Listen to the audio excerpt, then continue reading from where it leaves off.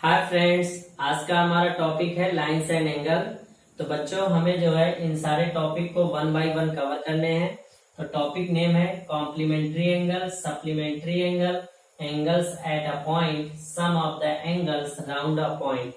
तो यहाँ पे बच्चों इन सारे टॉपिक को हमें पढ़ना है। तो आज का हमारा पहला टॉपिक लेते हैं कॉम्प्लीमेंट्री एंगल। कॉम्प्लीमेंट्री एंगल होता क्या है बच्चों? तो इसमें डिफिनीशन में लिखा हुआ है if the sum of two angle is 90 degree the angles are called complementary. तो यहाँ पे बताया जा रहा है बच्चों दो एंगल का सम क्या होना चाहिए, 90 डिग्री। तो हम जो है डायग्राम के थ्रू समझते हैं। ये आपका जो है ए ओ बी एंड सी। तो यहाँ पे बच्चों हम इसको 45 बनाया, ये आपका 45 डिग्री। तो आप यहाँ देख पा रहे हैं 45 दोनों को आप ऐड कर देंगे क्या हो जाएगा, 90 डिग्री। तो आपको डिफिनीशन में बताया जा रहा है दो एंगल का सम क्या होना चाहिए, 90 डिग्री। तो आपको यहाँ पे इन दोनों एंगल का सम 90 डिग्री मिल चुका है। तो ये आपका क्या होगा, कॉम्प्लीमेंट्री एंगल होगा। तो आप यहाँ समझ गए होंगे कि दो एंगल का सम क्या होना चाहिए, 90 डिग्री। तो यहाँ पे दोनों एंगल को सम कर देंगे तो 90 के इक्वल हो जाएगा। तो ये आपका एक दूसरे के क्या है, कॉम्प्लीमेंट्री एंगल है। अब हम जो है दूसरा फिगर लेते हैं। यहाँ पे आपको ये 30 डिग्री दिया है और यहाँ पे आपको ये 60 डिग्री दिया है। आपसे पूछा जाए क्या ये दोनों कॉम्प्लीमेंट्री एंगल हैं, तो आप बताएंगे 60 प्लस 30 को ऐड करेंगे कितना हो जाएगा, 90 डिग्री। तो यहाँ पे आप देख रहे हैं कि दो एंगल को ऐड करने पे 90 डिग्री आ रहा है। तो यानी 60 प्लस 30 करेंगे तो 90 डिग्री आ रहा है। और हमने डिफिनीशन में पढ़ा है दो एंगल का सम क्या होता है, 90 डिग्री। तो ये भी आपका क्या होगा, कॉम्प्लीमेंट्री एंगल। क्यों? क्योंकि इन दोनों एंगल का सम क्या है, 90 डिग्री। 60 प्लस 30 क्या हो जाएगा, 90 डिग्री। अब आप जो है कॉम्प्लीमेंट्री एंगल को अच्छे से समझे होंगे कि दो एंगल का सम क्या होना चाहिए, 90 डिग्री। दो एंगल का सम क्या होना चाहिए, 90 डिग्री। अब हमें जो है नेक्स्ट पॉइंट को समझना है, कॉम्प्लीमेंट्री एंगल्स में और मे नॉट बी एडजेसेंट। तो यहाँ पे बताया जा रहा है कि कॉम्प्लीमेंट्री एंगल जो है एडजेसेंट हो भी सकता है, एडजेसेंट नहीं भी हो सकता। तो हम यह समझते हैं बच्चों, आपका एक कॉम्प्लीमेंट्री एंगल ये है, एक कॉम्प्लीमेंट्री एंगल ये है। तो आपको दोनों में ये देखना है कि एडजेसेंट कौन सा है, एडजेसेंट कौन सा नहीं है। तो हम पहले इसको लेते हैं बच्चों। एडजेसेंट एंगल को पता करने के लिए हमें क्या देखना होता है, कॉमन वर्टेक्स, कॉमन साइड और इंटीरियर में कोई कॉमन पॉइंट्स नहीं होना चाहिए। तो इस एंगल AOC का कॉमन पॉइंट्स है वो, BOC का कॉमन पॉइंट्स है O। तो यहाँ पे कॉमन वर्टेक्स O मिल चुका है आपको। अब एंगल AOC का कॉमन साइड और BOC का कॉमन साइड। तो यहाँ पे कॉमन साइड भी आपको मिल चुका है। कॉमन साइड यहाँ पे क्या है, OC क्या है, ये आपका कॉमन साइड है। बच्चों आप यहाँ समझ पा रहे हैं, ये आपका कॉमन साइड है, ये आपका कॉमन वर्टेक्स है। और आपको इंटीरियर में कोई भी पॉइंट्स नहीं मिलना चाहिए। इसके इंटीरियर में कोई पॉइंट्स नहीं है और इसके भी इंटीरियर में कोई पॉइंट्स नहीं है। तो यहाँ पे आप समझ गए होंगे कि जो है एडजेसेंट एंगल के तीनों प्रॉपर्टी यहाँ पे सेटिस्फाई हो रहा है। तो ये एंगल जो आपका होगा, ये एंगल जो कॉम्प्लीमेंट्री एंगल है, ये कॉम्प्लीमेंट्री एंगल आपका एडजेसेंट होगा, ये एडजेसेंट होगा। तो आप यहाँ समझ पा रहे हैं, यहाँ पे तीनों प्रॉपर्टी सेटिस्फाई हुए हैं। तो ये कॉम्प्लीमेंट्री एंगल आपका एडजेसेंट है। अब हम इसे सेटिस्फाई कराते हैं। तो यहाँ पे आप देख सकते हैं बच्चों, यहाँ पे कॉमन पॉइंट्स, इस एंगल का कॉमन पॉइंट्स क्या है, ये है और यहाँ पर ये है। तो कॉमन वर्टेक्स जो है, कॉमन वर्टेक्स नहीं है यहाँ पर, कॉमन वर्टेक्स अलग अलग है। इसका ये है, इसका ये है। कॉमन साइड भी नहीं है, कॉमन साइड भी नहीं है यहाँ पर, कॉमन साइड भी। यहाँ पे आप देख सकते हैं दोनों एंगल का साइड अलग अलग है बच्चों। तो आप यहाँ समझ सकते हैं कि जो है इस कंडीशन में, इस कॉम्प्लीमेंट्री एंगल में एडजेसेंट एंगल का प्रॉपर्टी सेटिस्फाई नहीं हो रहा है। तो ये आपका कॉम्प्लीमेंट्री क्या होगा बच्चों, ये कॉम्प्लीमेंट्री एंगल आपका नॉट एडजेसेंट होगा, नॉट एडजेसेंट होगा। तो आप यहाँ समझ गए हैं कि यहाँ पे बताया जा रहा है कॉम्प्लीमेंट्री एंगल एडजेसेंट हो भी सकता है, नहीं भी हो सकता। तो आपका इस कंडीशन में एडजेसेंट है और इस कंडीशन में एडजेसेंट नहीं है। यहाँ पे एंगल क्या है, अलग अलग है, यहाँ पर एंगल कंबाइंड है। तो कंबाइंड में आपको एडजेसेंट मिलेगा और अलग अलग में एडजेसेंट नहीं मिलेगा। तो बच्चों आप कॉम्प्लीमेंट्री एंगल अच्छे से समझे होंगे। कॉम्प्लीमेंट्री एंगल क्या होता है, दो एंगल का सम 90 डिग्री होना चाहिए। वो आपको इसमें भी मिल रहा है, इसमें भी मिल रहा है। फिर आपको इसमें बताया गया कॉम्प्लीमेंट्री एंगल एडजेसेंट हो भी सकता है, नहीं भी हो सकता है। तो हमने इसको प्रूफ कर दिया है। ये आपका कंबाइंड वाला जो है एडजेसेंट होगा और अलग अलग एंगल वाला आपका एडजेसेंट नहीं होगा। तो बच्चों कॉम्प्लीमेंट्री एंगल जो है आप सबको अच्छे से समझ में आया होगा। ये टॉपिक आपका फिनिश हुआ।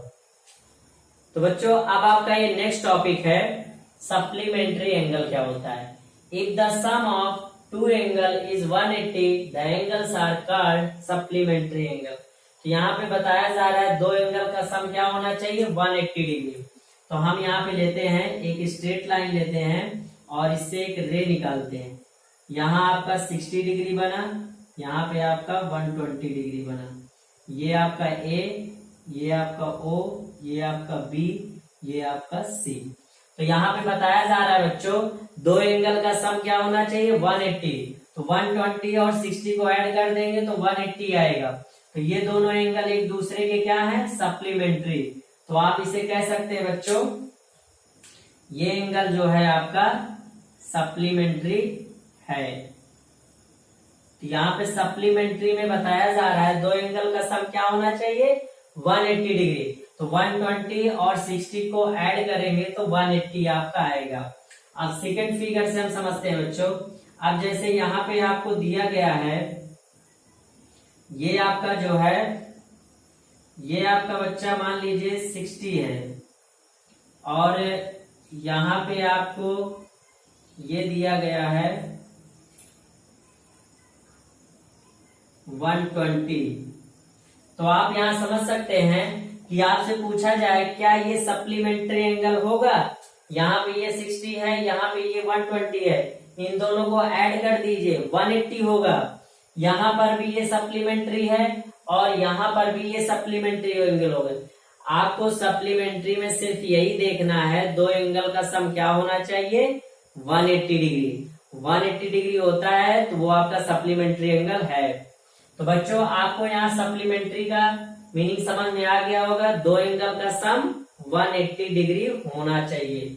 अब आपसे कहा जा रहा है नेक्स्ट पॉइंट है सप्लीमेंट्री एंगल्स आर मे और मे नॉट बी एडजेसेंट। तो यहाँ पे बताया जा रहा है सप्लीमेंट्री एंगल जो है एडजेसेंट हो भी सकता है, नहीं भी हो सकता।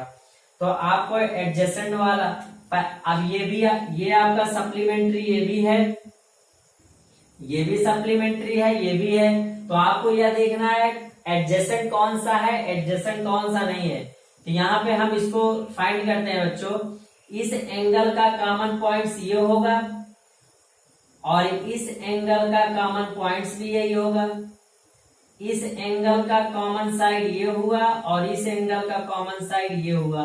तो कॉमन साइड भी यहां मिल चुका है और कॉमन वर्टेक्स भी यहां है और इंटीरियर में कोई भी पॉइंट नहीं है।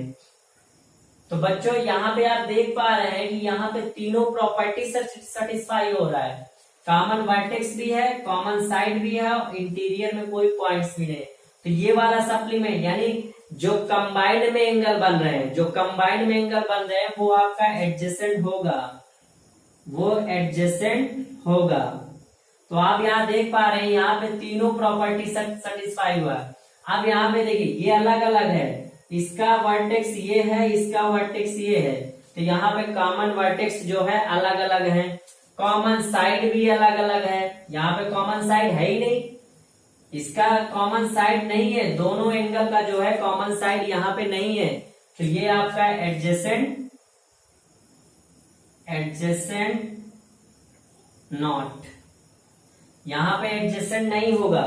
तो बच्चों आप जो है सप्लीमेंट्री को अच्छे से समझे होंगे।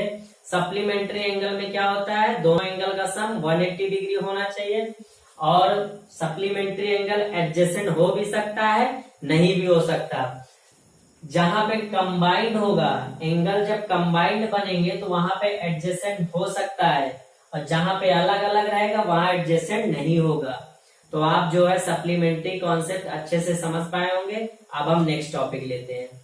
तो बच्चों अब आपका नेक्स्ट टॉपिक है angles at a point. Angles at a point का मतलब क्या होता है बच्चों, हम ये समझते हैं। यहाँ पे बताया जा रहा है एंगल एट अ पॉइंट, एक पॉइंट आपको लेना है, एक पॉइंट आपको लेना है, और इस पॉइंट से आपको रेज निकालने हैं।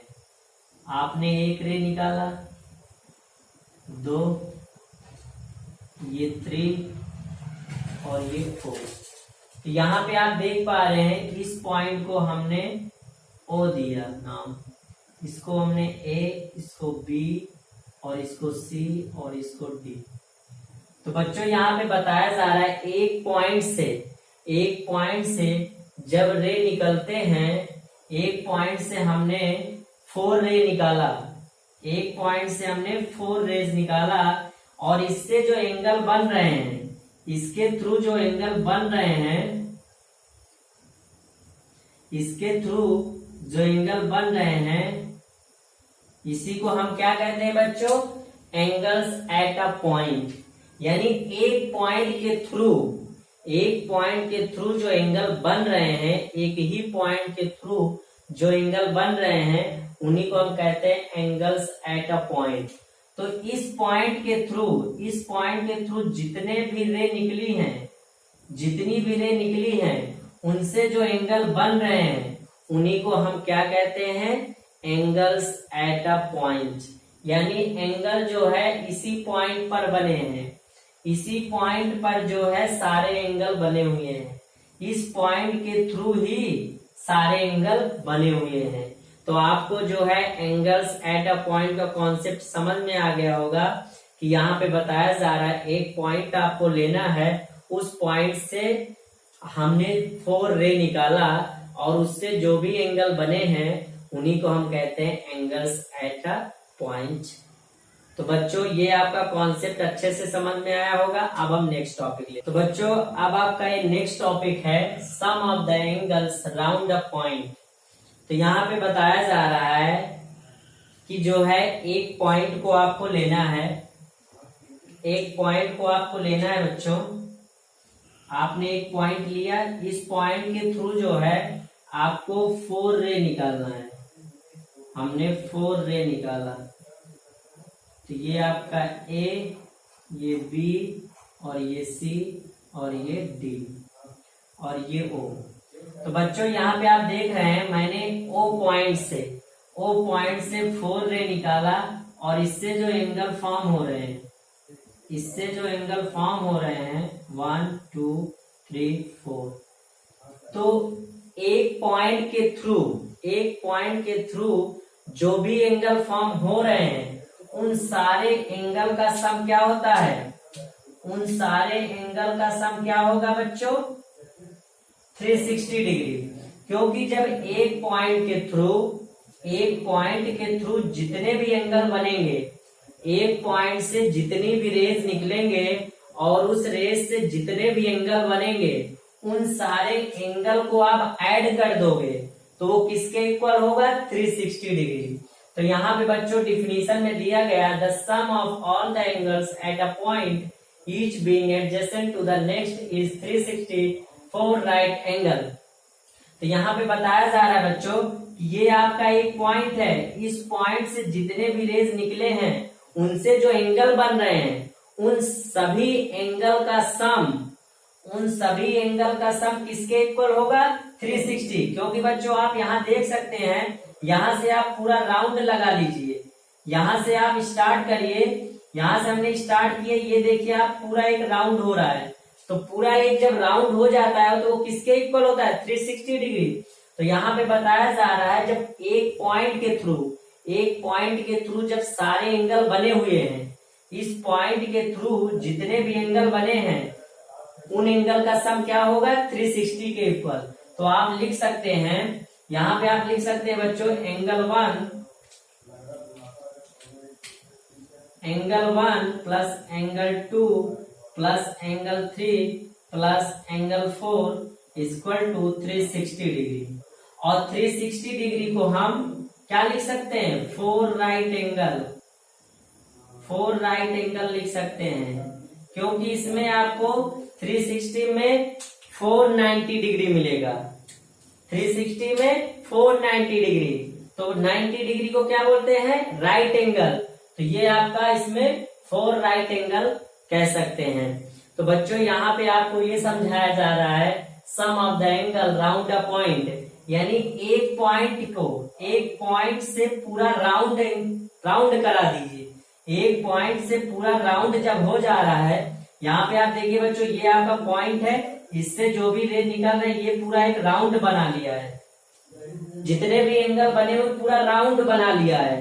तो जब पूरा एक राउंड बन जाता है तो वो 360 के इक्वल हो जाता है। तो आप यहाँ देख पा रहे हैं इनका एंगल, इनका और इनका सभी का, इन सभी एंगल का सम किसके इक्वल हो जाएगा 360 डिग्री।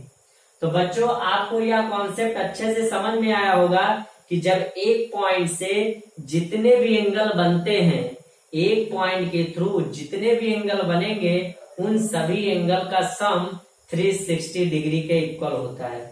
तो बच्चों आज का ये टॉपिक हमारा फिनिश हुआ और आपको अच्छे से समझ में आया होगा। तो आज हम यहाँ पे इसको फिनिश करते हैं।